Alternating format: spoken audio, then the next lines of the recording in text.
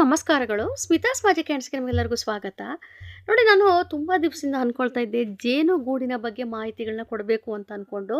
ಹಾಗಾಗಿ ಇವತ್ತು ಅದ್ರ ಬಗ್ಗೆ ಮಾಹಿತಿ ಕೊಡ್ತಾ ಇದ್ದೇನೆ. ಜೇನುಗೂಡು ಅಂದರೆ ಏನಪ್ಪ ಅಂದರೆ, ಕೆಲವೊಬ್ಬರಿಗೆ ಅದು ಶುಭ ಅಂತಾರೆ, ಕೆಲವೊಬ್ಬರು ಅಶುಭ ಅಂತಾರೆ. ಅದು ಯಾವ ರೀತಿ ಅಂತಲೂ ಕೂಡ ನಾನು ನಿಮಗೆ ಇದೇ ಒಂದು ವಿಡಿಯೋದಲ್ಲಿ ಎಕ್ಸ್‌ಪ್ಲೇನ್ ಮಾಡ್ತಾ ಹೋಗ್ತೀನಿ. ಶುಭ ನಂಬಿಕೆ ಅಂದರೆ ಏನಪ್ಪ ಅಂತಂದರೆ, ಅನೇಕ ಸಂಪ್ರದಾಯಗಳ ಪ್ರಕಾರ ಮನೆಯಲ್ಲಿ ಜೇನುಗೂಡು ಇರುವುದು ಲಕ್ಷ್ಮೀ ದೇವಿಯ ಆಗಮನದ ಸಂಕೇತವಾಗಿರುತ್ತದೆ. ಯಾಕೆ ಅಂತಂದರೆ, ಜೇನುನೊಣ ನಿಮಗೆ ಗೊತ್ತಿರುವಂಥದ್ದೇ, ಕಷ್ಟಪಟ್ಟು ದುಡಿಯುವ ಮತ್ತು ಒಗ್ಗಟ್ಟಿನ ಸಂಕೇತವಾಗಿರೋದ್ರಿಂದ ಅದು ಮನೆಯಲ್ಲಿ ಐಶ್ವರ್ಯ ಮತ್ತು ಅಭಿವೃದ್ಧಿ ತರ್ತದೆ ಅನ್ನೋ ಒಂದು ನಂಬಿಕೆ. ಅದು ಯಾವೆಲ್ಲ ಒಂದು ದಿಕ್ಕುಗಳಲ್ಲಿ ಆ ಒಂದು ಜೇನುಗೂಡು ಕಟ್ಟಿದಾಗ ನಮಗೆ ಶುಭ ಅನ್ನುತ್ತೆ ಅಂತ ಅದ್ರ ಬಗ್ಗೆ ಮೊದಲು ಮಾಹಿತಿ ಕೊಡ್ತೇನೆ. ಆಮೇಲೆ ಅಶುಭದ ಬಗ್ಗೆ ತಿಳಿಸ್ಕೊಡ್ತೇನೆ. ನೋಡಿ, ವಾಸ್ತುಶಾಸ್ತ್ರದ ಪ್ರಕಾರ ಮನೆಯ ಈಶಾನ್ಯ ಮೂಲೆಯಲ್ಲಿ ಜೇನುಗೂಡು ಇರುವುದು ಬಹಳ ಒಳ್ಳೆಯದು ಎನ್ನಲಾಗುತ್ತದೆ. ಯಾಕಂದರೆ ಗೂಡು ತುಂಬ ದೊಡ್ಡದಾಗಿ ಬೆಳೆದು ಮನೆಯ ಜನರಿಗೆ ಅದು ತೊಂದರೆ ಕೊಡ್ತಾ ಇದ್ರೆ ಮಾತ್ರ ನೀವು ಅದನ್ನು ಒಂದು ಯಾರನ್ನಾದ್ರೂ ಕರೆದು, ಅಂದರೆ ಅದಕ್ಕೆ ತೊಂದರೆ ಆಗದೇ ಇರೋ ರೀತಿಯಲ್ಲಿ ನೀವು ಅದು ತೆಗೆಸುವುದು ಒಳ್ಳೆಯದು.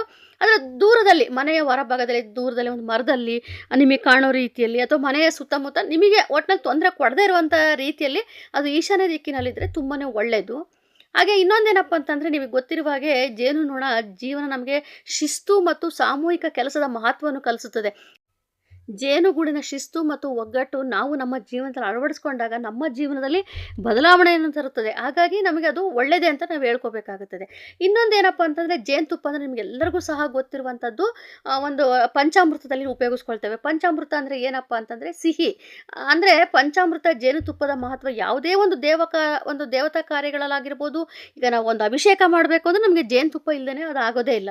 ಹಾಗಾಗಿ ಪಂಚಾಮೃತ ಒಂದು ವಿಶೇಷ ಸ್ಥಾನವನ್ನು ತೆಗೆದುಕೊಂಡಿದೆ. ಆಮೇಲೆ ಜೇನುತುಪ್ಪ ಒಂದು ಏನಪ್ಪ ಅಂದರೆ ಜೀವನದಲ್ಲಿ ಒಂದು ಸಿಹಿ ಮತ್ತು ಶುದ್ಧತೆಯ ಸಂಕೇತವಾಗಿರ್ತದೆ. ಇದು ದೇವರಿಗೆ ಅರ್ಪಿಸೋದ್ರಿಂದ ಇದು ಏನಪ್ಪ ಅಂದರೆ ನಮ್ಮ ಜೀವನದಲ್ಲಿ ಬದಲಾವಣೆ ಕೊಡುತ್ತೆ. ನಿಮಗೆ ಗೊತ್ತಿರ್ಬೋದು, ಈಗ ಹುಟ್ಟಿದ ಮಕ್ಕಳಿಗೆ ನಾವು ನಾಲಿಗೆಗೆ ಜೇನುತುಪ್ಪವನ್ನು ನೆಕ್ಕಿಸ್ತೇವೆ. ಕಾರಣ ಏನಪ್ಪ ಅಂತಂದರೆ, ಅದು ಮಾತು ಚುರುಕಾಗಲಿ, ಬೇಗ ಬರಲಿ ಅನ್ನೋ ಒಂದು ಕಾರಣಕ್ಕೆ. ಹಾಗಾಗಿ ಆಮೇಲೆ ತುಂಬ ದೊಡ್ಡ ಮಕ್ಕಳಲ್ಲೂ ಕೂಡ ಅಷ್ಟೇನೆ, ಈ ಜೇನುತುಪ್ಪ ಅಂದರೆ ಸ್ವಲ್ಪ ಮಾತು ತೊದಲಿಸ್ತಾ ಇದ್ದರೆ ಆದಷ್ಟು ಜೇನುತುಪ್ಪದಲ್ಲಿ ಬಜೆನ ತೆಗೆದುಬಿಟ್ಟು ಮಕ್ಕಳಿಗೆ ತಿನ್ನಿಸೋದ್ರಿಂದನೂ ಕೂಡ ಒಂದು ನಾಲಿಗೆ ಶುದ್ಧ ಆಗುತ್ತೆ, ಬೇಗನೆ ಮಾತು ಬರುತ್ತೆ. ಈ ರೀತಿಯಾಗಿ ನೀವು ಜೇನುತುಪ್ಪವನ್ನು ನಾವು ತುಂಬ ರೀತಿಯಲ್ಲಿ ನಾವು ಅದನ್ನು ಉಪಯೋಗಿಸ್ಕೊಳ್ತಾ ಇರ್ತೇವೆ. ನೋಡಿ, ಈಗಾಗಲೇ ಹೇಳಿದಾಗೆ ಈಶಾನ್ಯ ದಿಕ್ಕಿನಲ್ಲಿ ಜೇನುಗೂಡು ಕಟ್ಟಿದ್ದಾರೆ, ಅದು ತುಂಬಾ ಶುಭವಾಗಿರುವಂಥದ್ದು. ನಮ್ಮಲ್ಲಿ ಜ್ಞಾನ, ಒಂದು ಆಧ್ಯಾತ್ಮಿಕ ಉನ್ನತಿ ಮತ್ತು ಮನೆಯಲ್ಲಿ ಶಾಂತಿಯ ಸಂಕೇತವಾಗಿರುತ್ತದೆ. ಹಾಗೆ ಪೂರ್ವ ದಿಕ್ಕು ಅಂತ ಬಂದಾಗ, ಪೂರ್ವ ದಿಕ್ಕಿನಲ್ಲಿ ಗೂಡು ಕಟ್ಟಿದರೆ ಮನೆಯ ಯಜಮಾನನಿಗೆ ತುಂಬ ಗೌರವ, ಕೀರ್ತಿ, ಸಮಾಜದಲ್ಲಿ ಒಂದು ಸ್ಥಾನಮಾನಗಳು ಸಿಗ್ತಾ ಹೋಗುತ್ತದೆ. ಹಾಗೆ ಉತ್ತರ ದಿಕ್ಕು ಅಂದರೆ ಅದು ಕುಬೇರನ ದಿಕ್ಕಾಗಿರುತ್ತೆ, ನಿಮಗೆ ಗೊತ್ತಿರುವಂಥದ್ದೇ. ಅಲ್ಲಿ ಜೇನುಗೂಡು ಇರೋದು ತುಂಬಾ ಒಂದು ಆಕಸ್ಮಿಕವಾಗಿ ಧನಲಾಭ ಆಗ್ತಾ ಇರುವಂಥದ್ದು, ಆಮೇಲೆ ಆರ್ಥಿಕ ಪ್ರಗತಿಯನ್ನು ನೀವು ಕಾಣುವಂಥದ್ದು ಕಾಣಬಹುದು.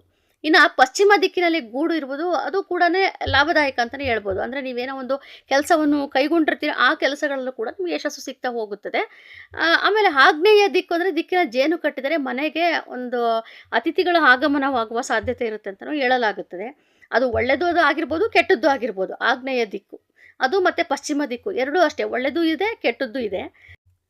ಇನ್ನೊಂದು ನಾವು ಗಮನಿಸಬೇಕಾದ ಅಂಶ ಏನಪ್ಪ ಅಂತಂದರೆ, ಜೇನುಗೂಡು ಕಟ್ಟಿದಾಗ ಅದು ಬೆಳೀತಾ ಇರಬೇಕು. ಸ್ವಲ್ಪ ಹೆಚ್ಚಿಗೆ ಬೆಳೀತಾ ಹೋದಾಗ ಮಾತ್ರ ನಮಗೆ ಅದು ಶುಭ ಆಗಿರುತ್ತೆ. ಅದು ಒಂದು ಪಕ್ಷದಲ್ಲಿ ಅಲ್ಲಿಗೆ ನಿಂತೋಯ್ತು ಅಂತಂದರೆ, ಅಥವಾ ಏನಾದ್ರೂ ಅದು ಒಣಗೋಯ್ತು ಅಂತ ಅಂದರೆ, ಈ ರೀತಿ ಒಂದು ಸ್ವಲ್ಪ ಅದು ಗೊತ್ತಾಗುತ್ತಲ್ಲ ನಿಮಗೆ ಅದು ಯಾವ ರೀತಿ ಇರುತ್ತೆ ಅಂತೇಳಿ. ಹಾಗಾದಾಗ ಅದು ನಮ್ಮಲ್ಲಿ ಒಂದು ನಕಾರಾತ್ಮಕ ಶಕ್ತಿ ಹೆಚ್ಚು ಮಾಡೋಂಥ ಒಂದು ಸೂಚನೆ ಕೊಟ್ಟಿರುತ್ತದೆ. ಎಲ್ಲಿವರೆಗೂ ಆ ಗೂಡು ಜೀವಂತವಾಗಿರುತ್ತೋ ಅಲ್ಲಿವರೆಗೂ ಅದು ನಮಗೆ ಒಂದು ಧನಾತ್ಮಕತೆ ಅಂತಲೇ ಹೇಳ್ಬೋದು, ಅಂದರೆ ಒಳ್ಳೆಯದೇ ಅಂತಲೇ ಹೇಳ್ಬೋದು. ಇನ್ನು ಏನಪ್ಪ ಅಂತಂದರೆ, ಒಂದು ಶಕುನಶಾಸ್ತ್ರ ಪ್ರಕಾರ ಜೇನು ಕಟ್ಟಿದರೆ ಅನಿರೀಕ್ಷಿತ ಅಪಘಾತ ಅಥವಾ ಅನಾರೋಗ್ಯದ ಮುನ್ಸೂಚನೆ ಅಂತಲೂ ಕೆಲವೊಬ್ಬರು ಹೇಳ್ತಾರೆ. ಆದರೆ ಅದು ಯಾವ ರೀತಿ ಅಂತಂದರೆ, ಮನೆಯೊಳಗೆ ಕಟ್ಟಬಾರ್ದು, ಮನೆಯೊಳಗೆ ಬಂದು ಗೂಡು ಕಟ್ಟಬಾರ್ದು, ಅದು ತುಂಬಾ ಅಶುಭ ಅಂತ ಹೇಳ್ತಾರೆ. ಆಮೇಲೆ ಮನೆಯ ಹೊರಭಾಗದಲ್ಲಿ, ಈಗ ನೀವು ಮಲಗುವಂಥ ಕೋಣೆಯ ಹೊರಭಾಗದಲ್ಲಿ ಕಿಟಕಿ ಹತ್ರ ಕಟ್ಟುವಂಥದ್ದು ಅದು ಕೂಡ ಅಶುಭವಾಗಿರುತ್ತದೆ. ಅಥವಾ ಮನೆಯ ಮುಂದಗಡೆ ಬಾಗಿಲಿನ ಮೇಲೆ ಕಟ್ಟುವಂಥದ್ದು, ಅಥವಾ ಬಾಗಿಲಿನ ಹಿಂಭಾಗದಲ್ಲಿ ಬಾಲ್ಕನಿಯಲ್ಲಿ ಮೇಲೆ ಕಟ್ಟುವಂಥದ್ದು, ಅಥವಾ ನಮಗೆ ತುಂಬ ಹತ್ತಿರವಾಗಿ ಅದು ನಮಗೆ ಕಟ್ಟಿದಾಗ ಅದು ಅಶುಭ ಅಂತ ಹೇಳಲಾಗುತ್ತದೆ. ಅದರಲ್ಲಿ ಇನ್ನೊಂದು ಮಾಹಿತಿ ಏನಪ್ಪ ಅಂತಂದರೆ, ಆ ಥರ ಇದ್ದಾಗ ನೀವು ಆದಷ್ಟು ನೀವೇ ಹೊಗೆ ಹಾಕುವಂಥದ್ದಾಗಿರ್ಬೋದು, ಮತ್ತೊಂದು ಅದಕ್ಕೆ ತೊಂದರೆ ಕೊಡಬಾರ್ದು. ಯಾಕಂದರೆ ಅವು ಕೂಡ ನಮಗೆ ಶಾಪ ಆಗ್ತವಂತೆ, ನಮಗೆ ತೊಂದರೆ ಕೊಟ್ಟಿದ್ದಾರೆ ಅಂತೇಳಿ, ಒಳ್ಳೇದಾಗಬಾರ್ದು ಅಂತೇಳಿ. ಅದಕ್ಕಾಗಿ ನೀವಾಗೆ ತೊಂದರೆ ಕೊಡೋದಕ್ಕೆ ಹೋಗಬೇಡಿ. ಅದನ್ನು ಆ ಥರ ನಿಮಗೆ ತುಂಬ ತೊಂದರೆಗಳಾಗ್ತಾ ಇದ್ದಾಗ ನಿಮಗೆ ಅದು ಏನು ಮಾಡಬೇಕು ಅಂತಂದರೆ, ನೀವು ಆದಷ್ಟು ಅದನ್ನು, ಈಗಂತೂ ಜೇನುಗೂಡು ತೆಗೆಯೋಂಥವ್ರು ತುಂಬ ಜನ ಇದ್ದಾರೆ, ಅವ್ರನ್ನ ಕರೆಸ್ಬಿಟ್ಟು ನೀವು ನಿಧಾನವಾಗಿ ಆ ಜೇನುಗೂಡನ್ನು ತೆಗೆದು ಆ ಜಾಗ ಕ್ಲೀನ್ ಮಾಡಿಸ್ಬಿಟ್ರೆ ಮತ್ತೆ ಅವು ಆ ಜಾಗಕ್ಕೆ ಬರೋದಿಲ್ಲ. ಆ ರೀತಿಯಾಗಿ ನೀವು ತೆಗೆಸಬಹುದು. ಈಗ ಇನ್ನೊಂದು ಮಾಹಿತಿ ಕೊಡ್ಬೇಕು. ಈಗ ಮನೆಯ ಮುಂಭಾಗದಲ್ಲಿ ಪಶ್ಚಿಮ ದಿಕ್ಕು ಅಥವಾ ಆಗ್ನೇಯ ದಿಕ್ಕಿನಲ್ಲಿ ಜೇನುಗೂಡು ಕಟ್ಬಿಟ್ಟಿದೆಯಪ್ಪ. ಈಗ ಅದು ಏನೂ ಮಾಡೋಕ್ಕಾಗಲ್ಲ. ಆದ್ರೆ ಅದರಿಂದ ನಮಗೇನು ತೊಂದರೆ ಇಲ್ಲ ಅಂತ ನೀವು ಅಂದ್ಕೊಳ್ಳುವಂಥವ್ರು ಏನು ಮಾಡ್ಬೋದು ಅಂತಂದ್ರೆ, ನಿಮ್ಮ ಮನೆಯ ಮುಂದೆ ಅದರ ಒಂದು ಹೆಸರಿನಲ್ಲಿ ಒಂದು ಎದುರುಗಡೆ ಜೇನು ಈ ಕಡೆ ತುಂಬ ದೂರದಲ್ಲೇ ಇರುತ್ತೆ. ಅದ್ರ ಎದುರುಗಡೆ ಕಾಣುವ ರೀತಿಯಲ್ಲಿ ಒಂದು ದೀಪವನ್ನು ದಿನನಿತ್ಯ ಒಂದು ದೀಪ ಹಚ್ಚಿಡೋದ್ರಿಂದನೂ ಕೂಡ ತುಂಬಾನೇ ಒಳ್ಳೆಯದಾಗ್ತಾ ಬರ್ತದೆ. ಒಂದೇ ಮಾತಿನಲ್ಲಿ ಹೇಳುವುದಾದರೆ ಉತ್ತರ, ಪೂರ್ವ, ಈಶಾನ್ಯ ಇದು ತುಂಬಾನೇ ಒಳ್ಳೆಯ ದಿಕ್ಕು. ಧನಲಾಭ ಆಗುತ್ತೆ, ಐಶ್ವರ್ಯ ವೃದ್ಧಿ ಆಗುತ್ತೆ, ಮನೇಲಿ ಶಾಂತಿ ಇರುತ್ತೆ, ಮತ್ತು ದೇವರ ಕೃಪೆ ಇರುತ್ತೆ. ಹಾಗೇನೇ ಈಗಾಗಲೇ ಹೇಳಿದಾಗೆ ಆಗ್ನೇಯ ಅಥವಾ ಪಶ್ಚಿಮದಲ್ಲೂ ಒಂದು ಒಳ್ಳೆಯದು ಕೆಟ್ಟದ್ದು ಇದ್ದೇ ಇರುತ್ತೆ, ತೊಂದರೆ ಇಲ್ಲ. ಆದರೆ ಆದಷ್ಟುನು ದಕ್ಷಿಣ ದಿಕ್ಕಿನಲ್ಲಿ ಇರಲೇಬಾರ್ದು. ದಕ್ಷಿಣ ಅಥವಾ ನೈಋತ್ಯ ದಿಕ್ಕಿನಲ್ಲಿ ಇರಲೇಬಾರದು. ಆಮೇಲೆ ಮಲಗುವ ಕೋಣೆ, ಮುಖ್ಯ ಬಾಗಿಲ ಮೇಲೆ ಅಥವಾ ಮನೆಯ ಒಳಭಾಗದಲ್ಲಿ ಈ ರೀತಿಯಾಗಿ ಇರಬಾರದು. ಹಾಗಿದ್ದಾಗ ಏನಾಗುತ್ತೆ ಅಂದರೆ ಕುಟುಂಬದಲ್ಲಿ ಕಲಹ ಹೆಚ್ಚಾಗುವಂಥದ್ದು, ಹಣದ ನಷ್ಟ ಆಗುವಂಥದ್ದು, ಆರೋಗ್ಯದಲ್ಲಿ ಸಮಸ್ಯೆ ಆಗುವಂಥದ್ದಾಗುತ್ತೆ. ನಿಮಗೆ ಆವಾಗಲೇ ಗೊತ್ತಾಗುತ್ತೆ ಇದು ಸರಿಯಾದ ದಿಕ್ಕಲ್ಲ ಅಂತೇಳಿ ನಿಮಗೆ ಗೊತ್ತಾಗ್ತಾ ಬರುತ್ತದೆ.